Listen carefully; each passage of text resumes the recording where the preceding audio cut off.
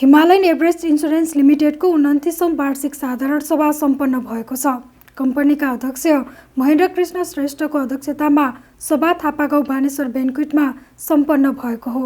So सभाले गत आर्थिक वर्षको मुनाफाबाट आफ्ना शेयरधनीहरूलाई प्रस्ताव गरेको कायम चुक्ता पुँजीको 2.75% बोनस शेयर र कर प्रयोजनका लागि 0.14% नगद लाभांश पारित गरेको छ। यसका साथै गत आर्थिक वर्ष 2078-79 को वार्षिक प्रतिवेदन सोही आर्थिक वर्षको अन्त्यसम्मको वास्लात नाफा नोक्सान हिसाब तथा नगद प्रवाह लगायत वित्तीय विवरणमाथि छलफल गरी पारित गरिएको हो। साथै चालु आर्थिक वर्ष 2070-80 को लागि लेखा परीक्षक नियुक्त गर्ने र निजको पारिश्रमिक निर्धारण गर्ने, संस्थापक शेयरधनीहरूबाट प्रतिनिधित्व गर्ने 3 जना र सर्वसाधारण समूहबाट प्रतिनिधित्व गर्ने 3 जना शेयरधनीहरू निर्वाचित गर्ने प्रस्ताव समेत पारित गरेको छ। त्यस्तै कार्यक्रममा बोल्दै कम्पनीका अध्यक्ष महेन्द्र कृष्ण श्रेष्ठले साधारण सभाबाट पारित भएको 2.75% बोनस मर्जर अगाडिको बोनस भएको बताए। हेर्नुहोस् साधारण सभामा भएका दृश्यहरू। भनेपछि त्यही अनुसारको नम्बर 1 हुनु पर्यो नि त, पर्फर्मेन्समा, रिजल्टमा, हरेक कुरामा।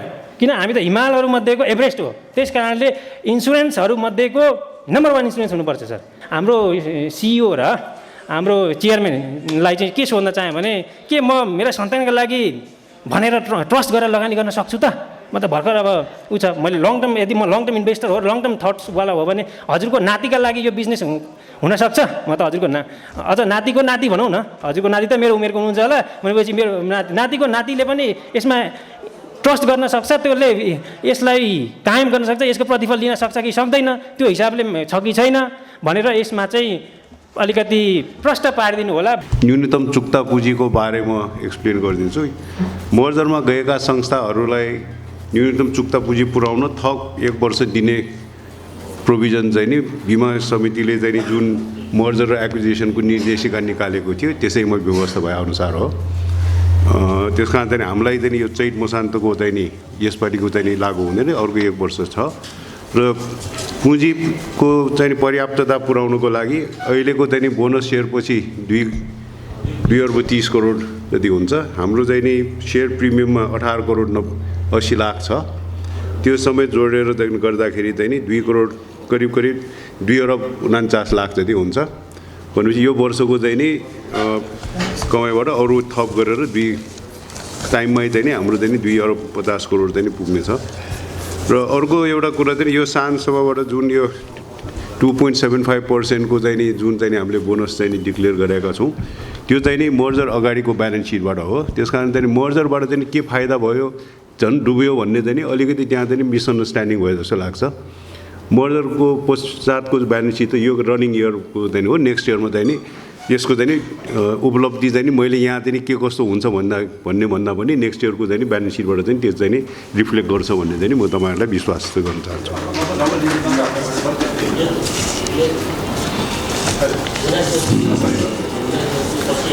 अहिलेसम्मको प्रगतिमा अघि पनि मैले भने हाम्रो चाहिँ नि बिजनेस पनि ट्र्याकमै छ। इन्भेस्टमेन्ट चाहिँ नि हाम्रो पनि इन्भेस्टमेन्ट पनि धेरै बढाइसकेका छौँ। एउटा चाहिँ नि यो एभरेस्टको चाहिँ नि जग्गाको चाहिँ नि के हो कसो हो भन्ने पनि कुराहरू उठाएको थियो। त्यो चाहिँ नि जुन पछाडिको चाहिँ नि अहिले चाहिँ नि पहिला प्राइम लाइफ भएको अहिले एभरेस्ट इन्सुरेन्स बसेको चाहिँ नि जुन अहिले हिमालयन इन्सुरेन्स बसेको छ, त्यो चाहिँ नि अहिले विचाराधीन छ। त्यहाँ चाहिँ नि मुद्दा चलेको चाहिँ त्यो नक्सा चाहिँ नि पास नभएको होइन, त्यो चाहिँ बिचमा चाहिँ नि नगरपालिकाबाट चाहिँ नि सर्टेन कन्भे त्यो होल एरियामा चाहिँ नि त्यहाँ चाहिँ नि अहिले चाहिँ नि मुद्दामै छ। त्यसमा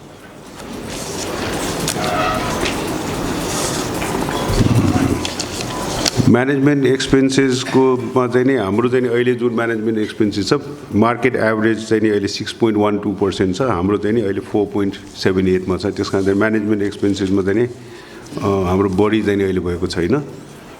यहाँ कुनै वक्ताले चाहिँ नि यति एयरलाइन्सको चाहिँ नि बाट हामीलाई चाहिँ नि के इम्प्याक्ट पर्छ कि भन्ने पनि प्रश्न उठेको थियो।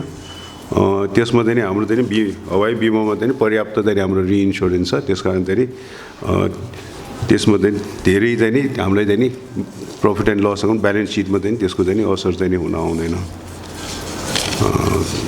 मेन इस्युजहरू त त्यही हो। अब खालि प्राइमरली चाहिँ नि यो जुन मर्जर चाहिँ नि हामीले गर्यो त्यो चाहिँ नि हुने नहुने भन्ने त्यो चाहिँ नि अब गइसकेको कुरा हो। हामी मर्जरमा गइसके, हामी श्रावण 1 गतेदेखि जोइन्ट अपरेसन गरिरहेको छौँ। त्यो अनुसार चाहिँ हामी चाहिँ अब नेचुरली मर्जर गर्दाखेरि चाहिँ इनिसियल पिरियड त सबै ठाउँमा च्यालेन्जिङै हुन्छ। त्यो चाहिँ सबै दुईटा डिफ्रेन्ट कल्चरबाट आउँछन्, दुईटा त्यो हिसाबबाट चाहिँ सर्टेन सिनर्जी चाहिँ डेभलप गर्नलाई टाइम लाग्छ। तर चाहिँ अहिलेको चाहिँ जुन चाहिँ हाम्रो सिओ साहब पनि हुनुहुन्छ, उहाँको चाहिँ लिडरसिपमा सबै चाहिँ ट्र्याकमै छ। हामी चाहिँ कम्पनीको चाहिँ उत्तरोत्तर प्रगति हुन्छ नि भन्ने हामी विश्वास छौँ। मैले दोहोऱ्याउन चाहेको कुरो के हो भन्दाखेरि जुन वासलात आज तपाईँहरूले पास गर्दै हुनुहुन्छ त्यो मर्जरभन्दा अगाडिको वासलात हो। मर्जर हुनुभन्दा अगाडिको वासलात हो। हामीले एकीकृत कारोबार 2079 श्रावण 1 गतेदेखि सुरु गऱ्यौँ र त्यो आर्थिक वर्ष चलिरहेको छ। त्यसैले मर्जरपछि के कस्तो फाइदाहरू भए, के कस्तो सिनर्जी आए भन्ने कुराको लागि तपाईँहरूले अब 79-80 को वासलात कुर्नुपर्छ। तर म त्यही भएर त मैले मेरो स्वागत मन्तव्यमा भनेको थिएँ कि हाम्रा चाहिँ सूचकाङ्कहरू असाध्यै उत्साहप्रद छन् है कि। र 2079 मा धेरै च्यालेन्ज हुनुको बावजुद पनि बिमामा असाध्यै ठुलो तरङ्ग आयो।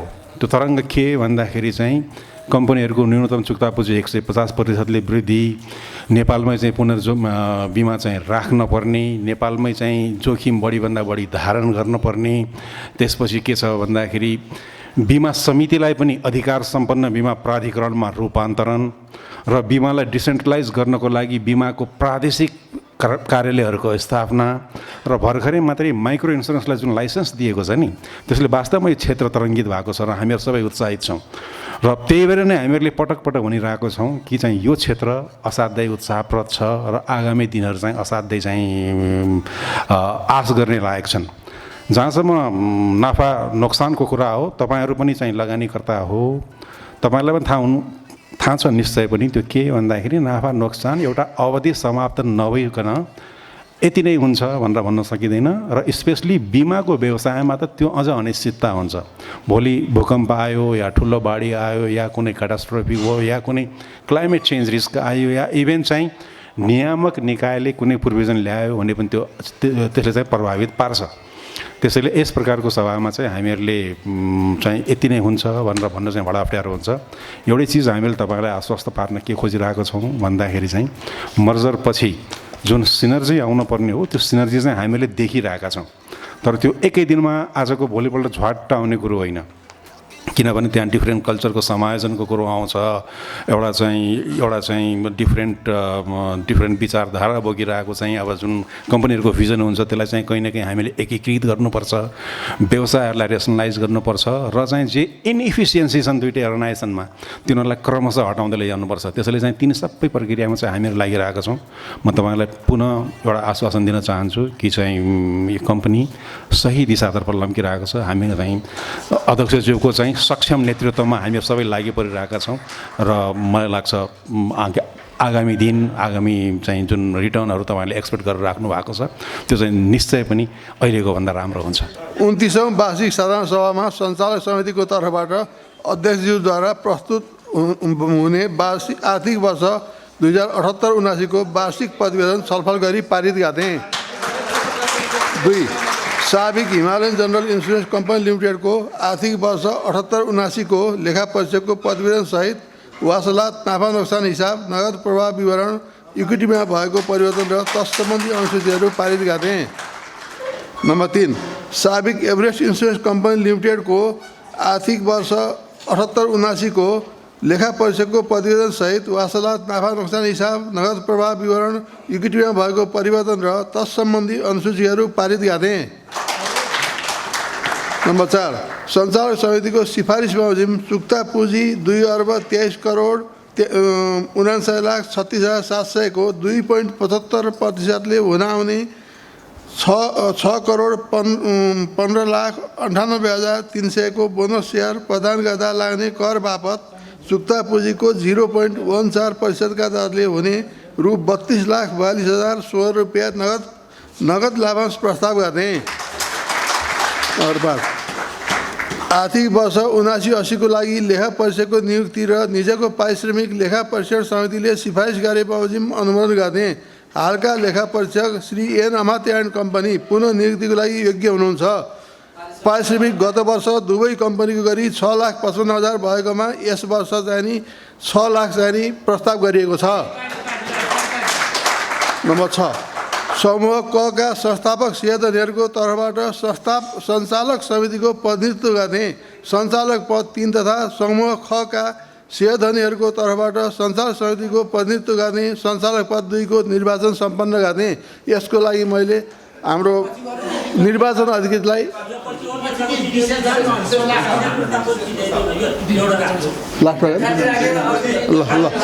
ल ठिकै छ।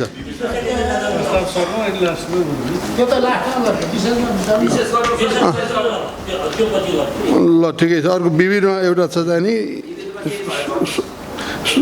यस विविधमा एउटा छ कमा यस कम्पनीमा स्वतन्त्र सञ्चालक नियुक्ति गर्ने विषय साधारण सभाको विवरणमा समावेश गर्नुपर्ने गरी श्री कम्पनी रजिस्ट्रार कार्यालयको पत्र सङ्ख्या 79/17/1779 मिति 79/11/29 को निर्देशात्मक परिपत्र प्राप्त भएको बारे यसपछि सञ्चालक समितिले जाने गर्ने भन्ने जाने।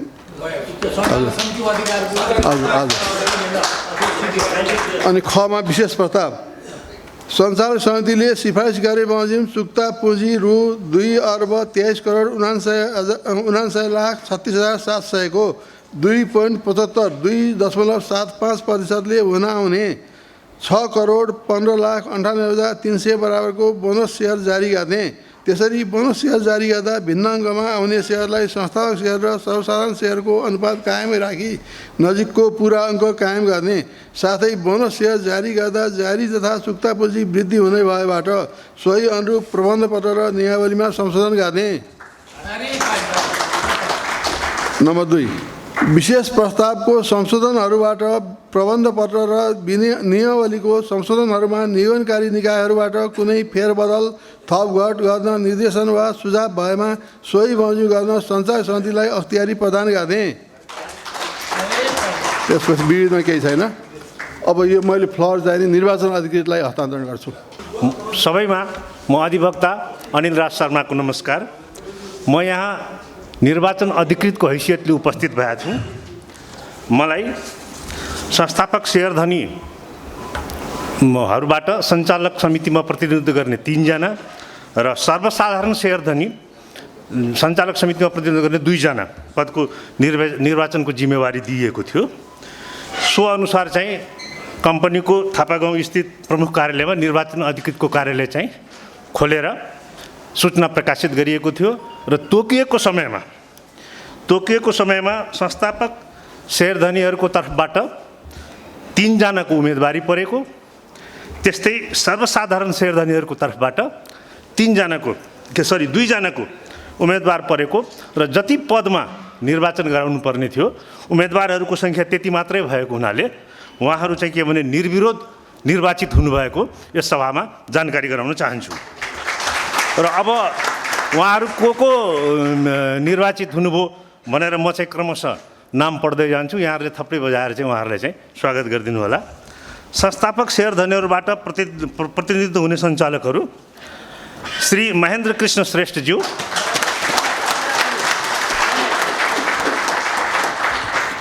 त्यस्तै श्री विजित कृष्ण श्रेष्ठज्यू, त्यस्तै लक्ष्मी बैंक लिमिटेडको तर्फबाट श्रीमती भारती पाण्डे। अब सर्वसाधारण शेयरधनीको तर्फबाट सञ्चालक समितिमा प्रतिनिधित्व गर्ने सञ्चालकहरू श्री अजय रत्न स्थापितज्यू, त्यस्तै श्री हेमराज थापाज्यू। उहाँहरू सबै आगामी कार्यकालको लागि यस कम्पनीको सञ्चालक समितिमा चाहिँ निर्वाचन हुनुभएको पुनः गर्दै यो चाहिँ के भनेदेखि चाहिँ निर्वाचनको चाहिँ परिणाम चाहिँ म चाहिँ अध्यक्षज्यूलाई चाहिँ हस्तान्तरण गर्दछु। र अन्तमा यस सञ्चालक समितिले मलाई विश्वास गरेर निर्वाचन अधिकृत नियुक्त गरेकोमा सञ्चालक समितिले हार्दिक आभार प्रकट गर्छु। धन्यवाद।